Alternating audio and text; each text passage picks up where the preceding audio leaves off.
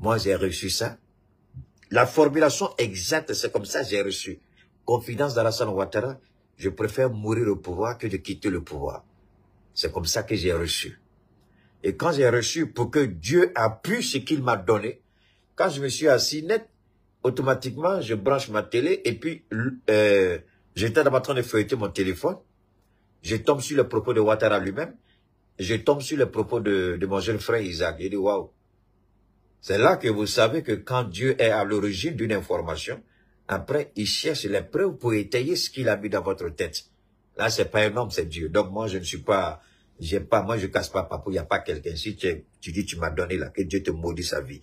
Alors, donc, voilà la réalité. Ouattara est-il prêt à quitter le pouvoir? Il n'est pas prêt à quitter le pouvoir. Pour plusieurs raisons. Maintenant, on va retrouver qui? On va retrouver notre charmante maman, Simone. On va écouter ce que Simone a dit. Parce que Simone a dit quelque chose, les gars, c'est pas pour les enfants. Hein. Simone a dit quelque chose ici, là. On va écouter ce que Simone a dit. Partagez toujours. Hein. On revient ici rapidement. On va écouter ça. Ce que je vous ai toujours dit vient d'être confirmé ici. On n'a même pas été capable de sortir l'armée française de la Côte d'Ivoire. Comment ça? Vous allez me faire croire que l'armée française est sortie de la Côte d'Ivoire.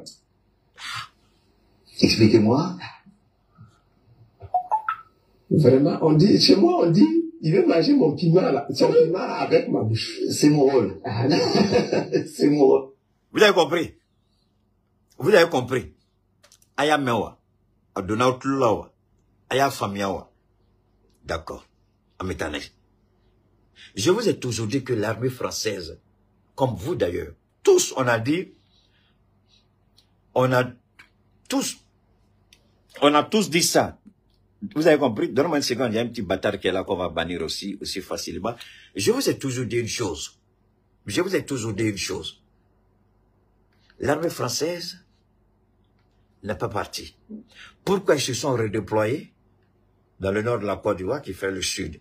Pourquoi vous croyez qu'on a construit une des plus grandes bases du Mali à Sikasso, juste à la porte de la Côte d'Ivoire? On ne l'a pas fait parce qu'on a envie de le faire. On l'a fait parce que...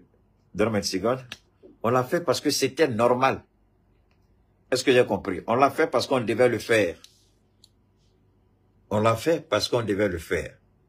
On l'a fait pour notre sécurité. On l'a fait pour notre protection. On l'a fait pour nous préserver de toute surprise. Quand l'armée française a quitté le port, autant pour moi, Port-Boué, le 43e Bima, pour commencer à se déployer dans le nord de la Côte d'Ivoire. Comme l'a dit Emmanuel Macron, la réarticulation. On a compris le sens de la réarticulation. Nous aussi, on allait mettre les... Vous savez, quand votre moteur tourne là, pour s'articuler là, il y a un enchaînement, non? Mettez un bois, mettez cailloux, mettez quelque chose là-bas. Les pions là-bas se bloquaient, puis ça s'est cassé. C'est ce que nous aussi, on allait faire à Sikasso. On allait asseoir une de nos plus grandes bases militaires à Sikasso pour regarder la Côte d'Ivoire. Vous déployez le 43e Bima, on installe une base à la hauteur qui dépasse le 43e Bima et puis on se regarde. Voilà pourquoi à Sikasso, on a construit cette base sur des centaines d'hectares. Sur des centaines d'hectares, c'est pas une petite base. Même au Nigeria, je sais même pas, par le Nigeria, s'il y a un pays pour le moment qui nous excelle. Quand on va finir d'équiper la base de Sikasso, en Afrique de l'Ouest, il n'y aura même pas un pays qui pourra approcher le Mali à ce niveau. C'est pourquoi le président Goïta a dit, on n'a même pas encore commencé, c'est maintenant qu'on est en train de rentrer dans l'équipement. Alors, les gens n'ont pas compris, ils ont commencé à attaquer le président, dire n'importe quoi, mais voilà une des raisons. Je vais revenir encore, on va écouter Simone Gbagbo. Si vous pensez que Ouattara, écoutez Simone. On n'a même pas été capable de sortir l'armée française de la Côte d'Ivoire. Comment ça? Vous allez me faire croire que l'armée française est sortie de la Côte d'Ivoire. Expliquez-moi. Donc, on va s'arrêter ici. Vous comprenez? Ouattara ne peut pas faire. Ce sont des éléments que je vous donne pour mieux développer mon argumentation, pour mieux développer mes propos et pour vous donner assez d'éléments. Non pas pour croire à moi, jamais. Il y a comme un petit idiot aussi qui a dit, je ne sais pas dans quel univers tu vis, le petit malade, je ne sais pas si je l'ai bloqué ou pas. Mais petit idiot, est-ce que moi j'ai déjà obligé quelqu'un à me croire? Non. Moi je développe ma thèse. Si tu es garçon là, tu n'es pas d'accord avec moi là, va faire pour toi. Il faut développer, puis tu as prouvé que ce que j'ai dit est faux. Tu apportes les éléments de réponse. Mais attention, tu fais ça une ou deux fois, si les gens découvrent que tu es en train de biaiser, ils vont plus te regarder, ils vont plus t'écouter. Tu vas te salir toi-même, tu vas te casser la gueule toi-même. Ce ne sera pas moi. Donc, je continue rapidement. Ils sont fâchés aujourd'hui, hein, les gens du RHDP. C'est-à-dire, ils ont créé tellement de postes. On m'insulte ici, on m'insulte ici, on m'insulte ici, on m'insulte. C'est-à-dire, comme j'ai dit, si vous m'insultez, vous allez en enfer. Donc, ce qu'ils ont fait, ils viennent et puis ils disent, ils essaient de tenir des propos pour éviter. Donc, ils ont compris. Quand j'ai dit, tous ceux qui vont venir m'insulter ici, là, s'ils ne font pas attention, ils vont brûler en enfer, là. Donc, ils viennent et puis ils essaient de changer. Oh, tu as te cassé la gueule. Bon, tu dis à quelqu'un, tu as te cassé la gueule, tu ne l'as pas insulté. Bon, moi, tu sais ce que tu ressens. Tiens, non. Continue comme ça, tu vas voir. Mais c'est pas aujourd'hui que j'ai commencé. Ça fait des années que je suis dedans. Et puis, j'augmente de gloire en gloire, de connaissance en connaissance, d'élévation en élévation. Si j'étais dans le faux, je n'allais jamais persévérer ainsi. Il y a des situations auxquelles je me suis trouvé face. Seul, si c'est pas Dieu, c'est pas l'amour de Dieu, aucun être humain ne peut m'aider là-bas. Donc, quand tu es dans le faux là, pourquoi Dieu va t'aider? Quand tu es dans le faux là, Dieu va te laisser te casser ta gueule. Alors donc, on continue. Alassane Ouattara, confidence pour confidence, je préfère mourir au pouvoir que de quitter le pouvoir. Alassane Ouattara ne quittera pas le pouvoir. Ce qui reste à faire, ce que je vais dire aux Ivoiriens, je voudrais que chacun prête une oreille attentive. Vous pouvez partager, ce sera à vos risques au péril si vous êtes en Côte d'Ivoire. Mais à l'extérieur de la Côte d'Ivoire, vous pouvez partager autant de fois que vous voulez. Vous pouvez découper la vidéo comme vous voulez. Vous pouvez en faire ce que vous voulez. Mais faites en sorte que ce qui sort de ma bouche arrive à destination. Et je continue en disant ceci. Alassane Ouattara, il y a un scénario qu'il est en train de mettre en place. La raison pour laquelle Ouattara ne s'est pas encore annoncé. Il y a deux scénarios qui sont en train de se mettre en tête. Et ces deux scénarios, ce que je développe ici, même Chris Appuie le petit, s'il s'amuse à parler de ça, il va se casser la gueule. C'est pourquoi il ne peut pas parler. Parce que ses ébouts ne lui ont rien dit encore.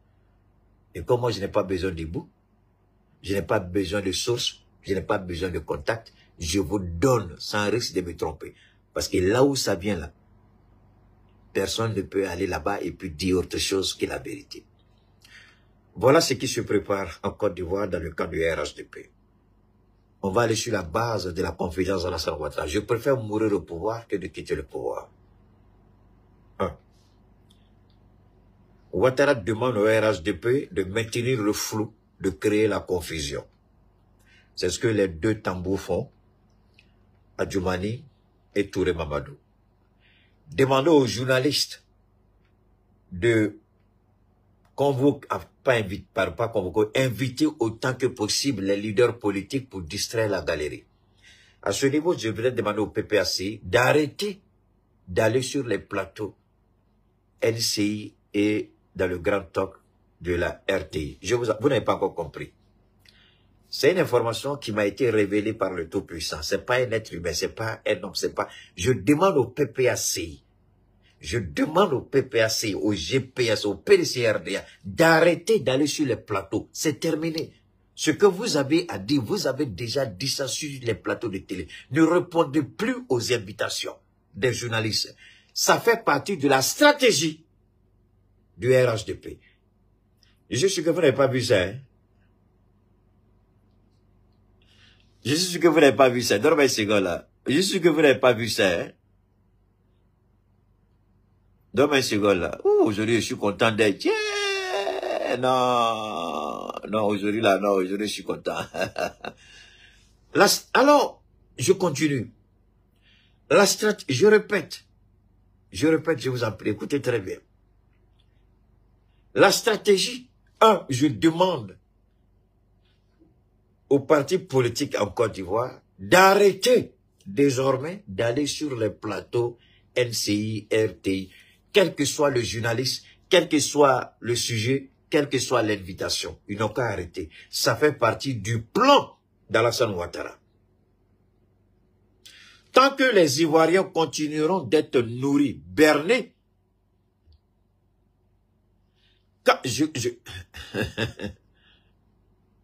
Ah, Mathias, tu ne voyais pas, Mathias Ouedraogo, tu ne voyais pas comme ça. Faut laisser. Mathias, faut laisser tomber. Mathias, faut laisser tomber. Moi, c'est comme ça que je suis. Hein? Mathias, laisse tomber. Je répète, je demande aux partis politiques, avec insistance, d'arrêter désormais d'aller se ridiculiser, parce que vous participez à des débats pour que cela conscientise, cela participe à l'éducation du peuple, à l'édification du peuple. Ça fait deux. Éducation et édification. Édifier et éduquer. Donc, vous perdez votre temps dans des débats puérils qui n'édifient plus le peuple ivoirien. Je le dis. Vous pouvez ne pas me croire, chers politiciens. Faites ce que vous voulez. Vous rentrez. En allant à ce débat-là, vous rentrez dans le jeu d'Alassane Ouattara. En allant faire ce débat, vous rentrez dans le jeu du RHDP. En allant à ce débat, vous contribuez à abrutir le peuple de Côte d'Ivoire. Et demain, vous ne pourrez plus parler devant ce peuple parce que vous avez participé à détruire ce peuple-là, à désinformer ce peuple. Est-ce que vous voyez? Donc, ce que je peux dire, je le dis en toute honnêteté, vous n'allez plus là-bas. Vous arrêtez d'aller là-bas. Maintenant, allons en profondeur. Premier point, arrêtez tous les débats télévisés. C'est ce que je demande au parti de Côte d'Ivoire, notamment le PDCI et le PPACI. Je demande au COGEP d'en faire autant. Je demande au GPS d'en faire autant. Je demande même à Afin Guessan d'en faire autant. Simone Gbagbo, tous. Ils peuvent accorder des interviews, des entretiens chez eux. Mais évitez d'aller sur les plateaux c'est ridiculiser, des plateaux tels que NCI ou la RTI. Qu'ils arrêtent. Parce qu'ils contribuent à tuer le peuple. Quand vous regardez cette tortue ninja Daouda, quand vous regardez la tortue ninja là, Daouda qui s'assoit, Daouda qui peut même pas s'approcher des leaders politiques parce que la RTI lui offre une plateforme d'expression. Le symbole de la bêtise humaine, la tortue ninja, avec sa gueule et ses dents écartillées, c'est lui qui s'assoit et puis dit des choses. Est-ce que vous voyez? Donne-moi une seconde.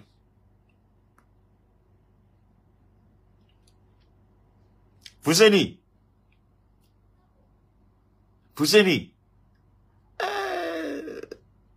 Attendez. Oh, Fousseni. Où est Fousseni? Où est mon Fousseni?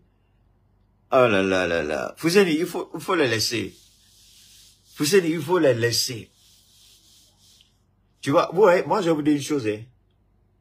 Dieu dit, ne vous associez pas avec les menteurs, avec ceux qui calomnient, avec ceux qui critiquent, avec ceux qui sont jaloux.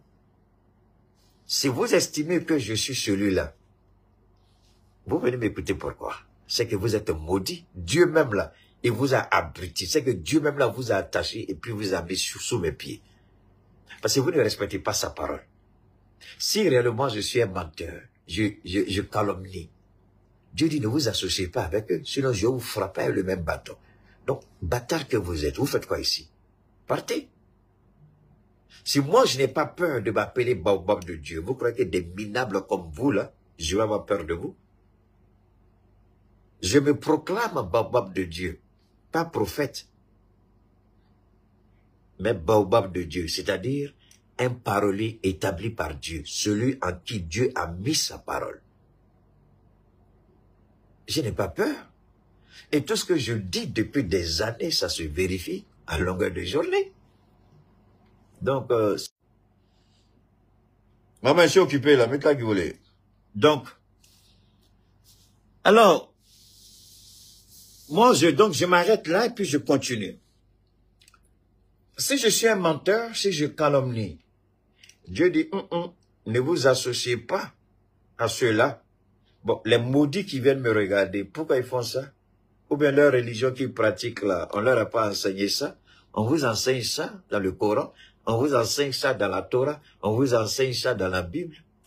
Pourquoi vous venez m'écouter? Et même vos parents vous ont enseigné ça.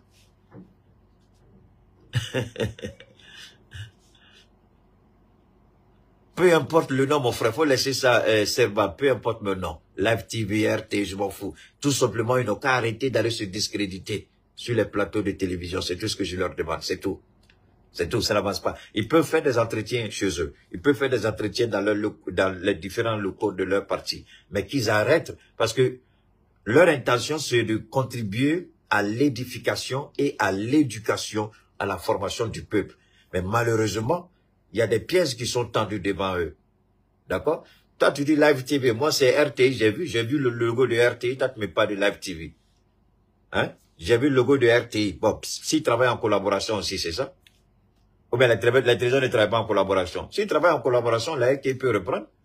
Si c'est Live TV, si c'est RTI, si c'est NCO, pour moi, c'est la même chose. Ils n'ont qu'à arrêter d'aller se ridiculiser devant ces plateaux de télévision-là parce qu'ils ne participent pas ni à l'édification, ni à la formation, ni à l'information, ni à l'éducation. Ça sert à rien. On continue en disant ceci une fois de plus. Ça, c'était le premier point. Interpeller les responsables des partis politiques. On va continuer. Deuxièmement,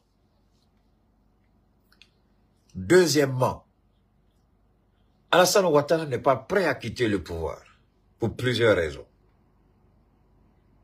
Alassane Ouattara, je viens encore et je n'ai pas encore fini. Hein. L'autre côté. Deuxième élément, le RHDP est en train de chercher qui positionner. Du fait que Ahmed Bakayoko a été tué et ceux qui sont autour du président, ils savent. Amadou Gon Coulibaly, ils le savent tous, son état de santé n'était pas propice pour être choisi, n'était pas favorable pour être choisi. Son état de santé indiquait clairement qu'il fallait décharger le monsieur. Et tous ceux qui étaient dans la confidence savaient que les médecins du monsieur avaient demandé au président de le décharger. Et le charger de façon irréfléchie, forcément, il va mourir. Ils le savaient tous. La mère d'Amadou le savait. Sa femme, là, qui est mère à Niamala, elle était au courant. Sa première épouse, là, elle savait. Certains de ses enfants savaient. Ils savaient tous que Amadou Gon Coulibaly était dans une position dangereuse et critique. Pourquoi Ouattara a voulu utiliser Amadou Gon Coulibaly?